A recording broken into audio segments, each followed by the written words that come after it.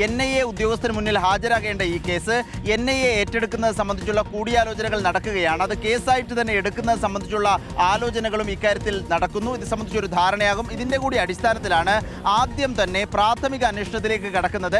Railway പോലീസിനോട്, റെയിൽവേയോട്, ഒപ്പം ഛത്തീസ്ഗഡ് പോലീസിനോടും ഇത് കേസ് സംബന്ധിച്ച വിവരങ്ങൾ അന്വേഷിച്ചിരിക്കുന്നു എന്നുള്ളതാണ് ഇപ്പോൾ നമുക്ക് ലഭിക്കുന്ന വിവരം.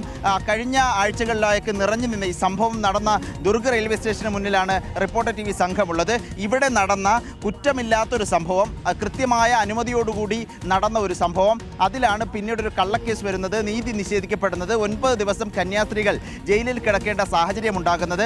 ഏതായാലും അതിലിപ്പോൾ പോലീസിൻ്റെ കേസിന് പുറമെ NIAയുടെ കേസ് വരുന്നു എന്നുള്ളതാണ് പ്രധാനപ്പെട്ട കാര്യം. ഇതിൽ കുടുംബത്തിൻ്റെ വലിയ ആക്ഷേപമുണ്ട്. സുജയ, കുടുംബം നേരത്തെ തന്നെ പറഞ്ഞിരുന്നത് റെയിൽവേ പോലീസ് എടുത്ത കേസ് NIAയിലേക്ക് വരികയും അത് ഗുരുതരമായൊരു അന്വേഷണത്തിലേക്ക് കാര്യങ്ങൾ പോവുകയും ചെയ്യുന്നത് അംഗീകരിക്കാൻ കഴിയില്ല എന്നുള്ളതാണ്. ഏതായാലും ഇപ്പോൾ വരുന്ന ഏറ്റവും പ്രധാനപ്പെട്ട ഏറ്റവും പുതിയ വാർത്ത, കേസ് റദ്ദാക്കാനായി ഇവർക്കെതിരെ, കന്യാസ്ത്രീകൾക്കെതിരെ എടുത്തിരിക്കുന്ന മനുഷ്യക്കടത്ത്, മതപരിവർത്തനം എന്നിങ്ങനെയുള്ള 2 കേസുകളും റദ്ദാക്കാനായി ഛത്തീസ്ഗഡ് ഹൈക്കോടതിയെ സമീപിക്കാനുള്ള തീരുമാനം വന്നിരിക്കുന്നു. അത് ഉടനെ തന്നെ ഇത് സംബന്ധിച്ചുള്ള ധാരണയുണ്ടാകും. ഇത് സംബന്ധിച്ചുള്ള നീക്കങ്ങളും നിയമ നടപടികളും സ്വീകരിക്കും എന്നുള്ളതാണ് കത്തോലിക്ക സഭയുമായി ബന്ധപ്പെട്ട വൃത്തങ്ങൾ അറിയിക്കുന്നത്.